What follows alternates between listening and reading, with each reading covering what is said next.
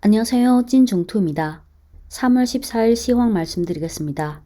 3월 14일 금요일 중국 증시와 홍콩 증시가 동반 상승했습니다. 상해 1.81% 상승, 심천 2.26% 상승, 항생 2.12% 상승, 홍콩 테크 2.31% 상승. 3월 14일 증시 상승에 일조한 재료들을 정리해보면 다음 세 가지가 있습니다. 첫째는 금리 지준율 인하 기대, 둘째는 소비 진작 기자회견 예고, 셋째 소비 진작 금융 지원 의지 피력. 3월 11일 전인대가 폐막했으니 이제는 각 부처에서 일을 해야겠죠.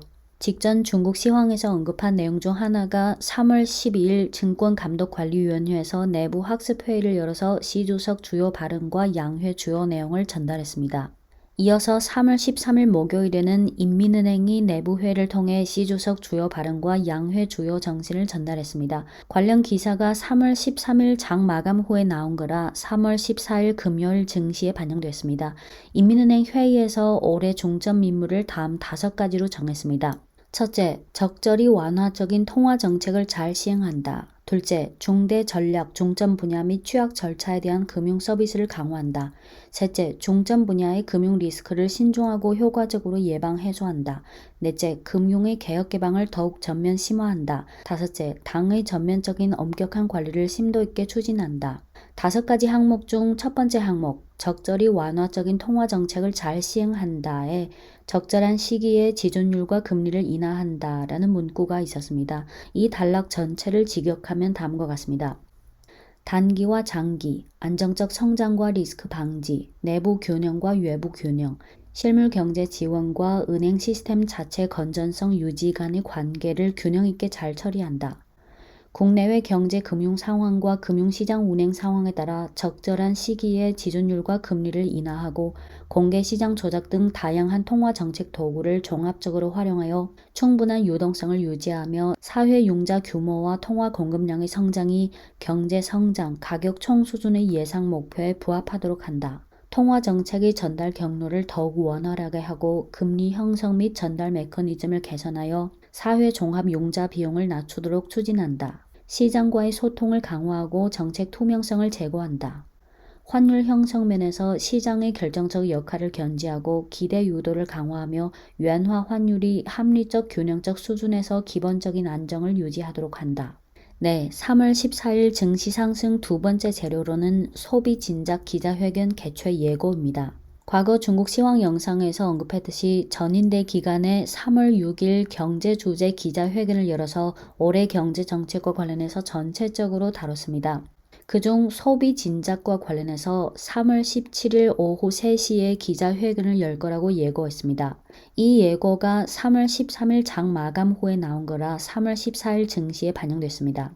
3월 17일 기자회견에 국가발전개혁위원회 부주임, 재정부 책임자, 인력자원사회보장부 책임자, 상무부 책임자, 인민은행 책임자, 시장감독관리총국 책임자 등이 참석해 소비 진작 관련 상황을 소개하고 기자 질문에 답변할 예정입니다. 지난 3월 6일 경제주재 기자회견에서 나온 내용과 일부 중복된 내용도 있겠지만 소비 진작 기자회견인 만큼 좀 더 구체적인 일련의 조치들이 나오지 않을까라는 기대감이 작용했습니다. 네, 3월 14일 증시 상승에 일조한 세 번째 재료로는 소비 진작에 대한 금융 지원 의지 피력입니다. 3월 14일 금융감독관리총국은 금융기관들로 하여금 소비 금융을 발전시키고 소비 진작에 조력할 것을 요구하는 통지를 발표했습니다. 금융감독관리총국 책임자는 기자회견에서 소비 진작에 대한 금융 지원의 주요 내용을 다음 4가지로 발표했습니다. 첫째, 소비 금융의 공급을 늘린다. 둘째, 소비 금융에 대한 관리를 개선한다. 셋째, 개인 소비 대출 수행 시의 어려운 점을 완화시킨다. 넷째, 소비 금융의 환경을 개선한다. 네, 3월 14일 증시 상승 재료로 많이 언급된 내용은 이 3가지고 거기다 해외 요인은 바로 미국이죠. 나스닥 지수인데요. 2월 하순부터 계속 급락하면서 한국 시간 2월 20일부터 3월 14일까지 11% 하락했습니다. 직전 중국 시황 영상에서도 언급했듯이 미국 현지 시간 3월 10일 나스닥이 4% 급락, 다우 지수와 S&P 500 지수가 2%대 하락하며 블랙 먼데이가 연출됐고 트럼프발 관세 악재도 점점 심화되고 있는 상황입니다. JP모건은 올해 미국 경제가 침체에 빠질 확률을 30%에서 40%로 높였고 골드만삭스는 올해 미국의 경제 성장률 전망치를 2.4%에서 1.7%로 대폭 하향 조정했습니다. 블랙 먼데이 직후 여러 명의 미국 주식 분석가들이 미국 증시에 대해 부정적인 예측을 내놓았습니다. 또한 BCA 리서치가 3월 10일 발표한 최신 예측에 따르면 향후 3개월 내에 미국 경제가 침체될 것으로 예상했고 3월 11일 시티그룹은 미국 증시 투자 등급을 매수에서 중립으로 하향 조정한 동시에 중국 증시 투자 등급을 비중 확대로 상향 조정했습니다. 중국의 경우 지난 1월 20일 딥시크가 딥시크 R1 빅모델을 출시한 후 일으킨 돌풍에 따라 테크주들이 일제 급등했고 이어서 3월 5일 전인대 개막식에서 리 장 총리가 발표한 올해 성장률 목표치, 재정 적자를 인상 등 정부의 성장 안정화에 대한 의지를 피력했습니다. 이렇게 미국과 중국의 대조되는 상황을 보면서 미국 증시에 대한 투자자들의 신뢰감도 점점 떨어질 수밖에 없었습니다. 스위스 자산운용사인 픽텍 웨alth 매니지먼트의 아시아 수석 전략가는 이렇게 말했습니다. 중국은 지금 방 안에 있는 유일한 성인이다. 네, yuan 달러 환율 추이를 보겠습니다. 이 그래프가 내려가면 yuan화 강세입니다.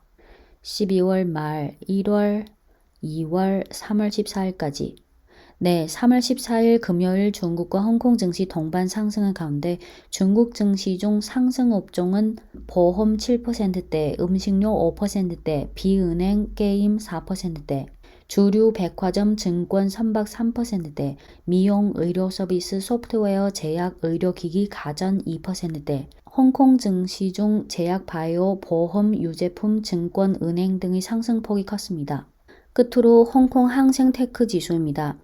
2024년 11월, 12월, 25년 1월, 2월, 3월 14일까지 1월 하순부터 2월 말까지 한 달간 쭉 급등한 후 2월 28일부터 3월 첫 주까지 기복이 생겼고 3월 둘째 주, 3월 10일부터 14일까지 좀 하락했습니다.